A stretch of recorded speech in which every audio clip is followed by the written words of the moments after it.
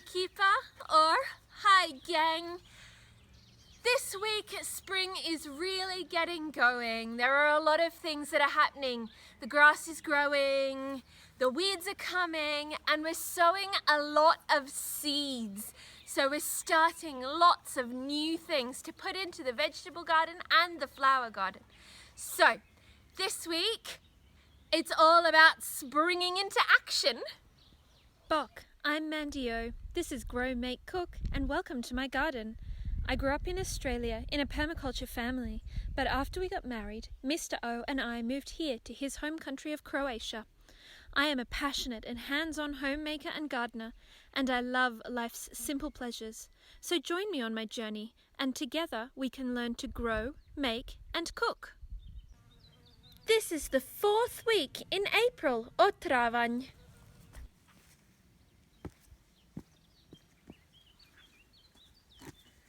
This is something that I would normally not let my rhubarb do, but this is only very, very new rhubarb. It's only gone into the ground last year.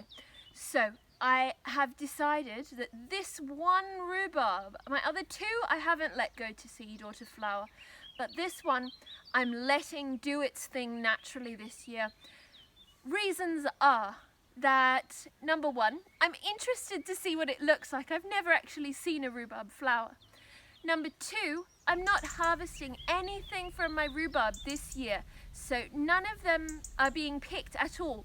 And so I'm letting all of the energy and nutrients from those leaves go in and feed the roots and try and make it a really big, strong plant, so that next year I'm going to be able to harvest lots of lovely rhubarb.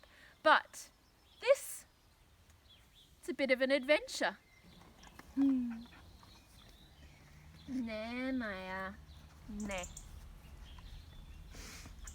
So, apart from a very tasty dog treat, these are also a treat for us. These are curly kale, and I sowed these about a week and a half, 2 weeks ago. And you can see here that their seed leaves have shown up. Now, this is something that a lot of people often don't know about, and they don't know what to look for when they've sown seeds. So this family, the cabbages, radishes, anything that's in that brassica family, like kale, for example, will have these lovely little heart-shaped seed leaves. So they've got really kind of easily distinguishable seed leaves. So when you see that this is what's popped up with a little heart-shaped leaf, and some of them have even got these curly true leaves, which is what the kale will look like when it's big. But these little leaves let you know that you've got the right plant that's come up in that mix. So we haven't gotten a whole lot of weeds, we've just gotten the curly kale that we wanted to grow. Now, because most of these guys have true leaves now, I'm bringing them outside. They've been inside on a window ledge until now, but I'm bringing them outside and I'm going to harden them off in my makeshift cold frames so that then we can get these guys planted out into the ground, because I have a feeling they're going to make very large, very curly, very beautiful plants, and I want to put them into my vegetable garden with my flowers. So the back bed, the big bed, where I'm kind of jumbling everything together in a kind of cottage style garden. So I think they'll make a good addition to that bed.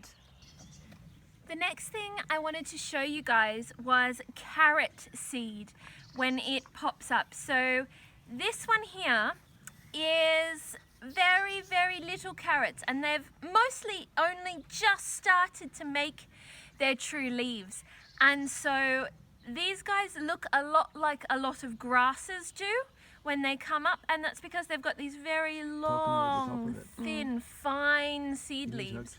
And so they're very easy to mistake, and especially if you're direct sowing them, which I normally do for carrots. I prefer, in fact, to sow my carrots directly in the ground. So when you're looking, you want to know that these guys, if it comes up in a nice row of these thin leaves, that's actually the right plant.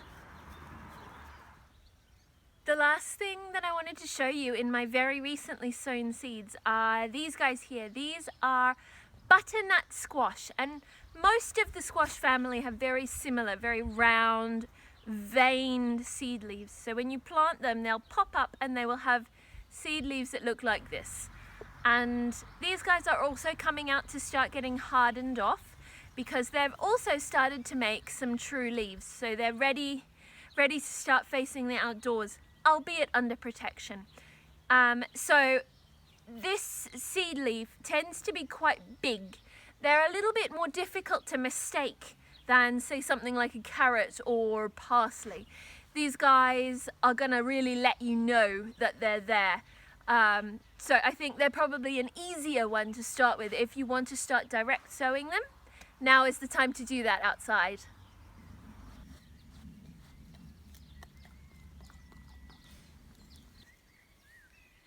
Now, just here on the other side of my other bed, which has beetroots, I'm planting some more. Now, I've prepared this bed pretty nicely. It's got a bit of compost dug in and a little weed to pull out, but it's pretty well prepared, this soil.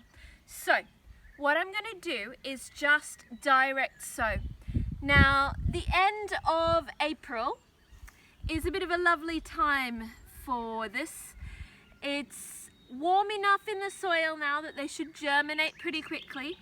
Most beetroot will germinate at about 8 degrees Celsius. So these guys, they should go pretty quickly right now. And I'm just placing them probably 2-3 centimeters apart. And when you plant beetroot, you've got these very small, corky seeds, and each of them is actually a cluster of seeds. So very often, not always, but very often you get multiple little beetroots coming up. So I will come through and thin these out again later, if I have that problem, of course. But for now, I'm just leaving a little gap and pushing them down about 1 centimeter into the soil. And I think that row's probably done. And then I'm just going to take 2 fingers on either side and just kind of gently work the soil back in over the top. They don't need to be buried very deeply. The beetroots will push up out the soil anyway.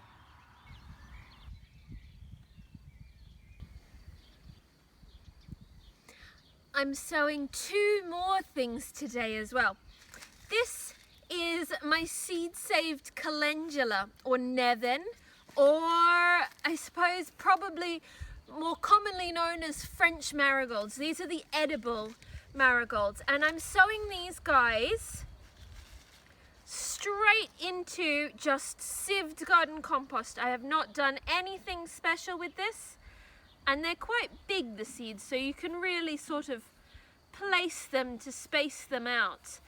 But I love these guys. They're a very happy yellowy orangey coloured flower, and I didn't actually grow anywhere near enough of them last year to be able to really get a good harvest off of them. So this year I'm upping my game. Just gently cover over those seeds, those calendula seeds, and then tap him down gently. And then I'm going to pop him just in here, which is a little tray with some water in the bottom. So I'm watering these guys from the bottom. The compost is already a little bit damp and they'll get watered tomorrow when I water the whole lot in there. But the next thing I'm going to do is my sunflowers. These are the sunflower seeds we saved together last year.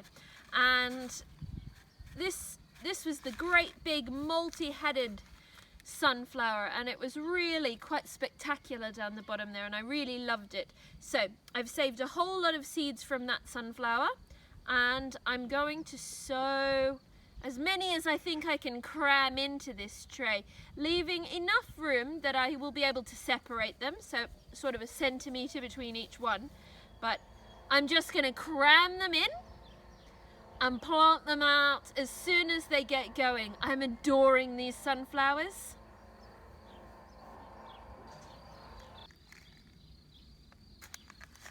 I'm also popping some of these just down here in amongst my peas.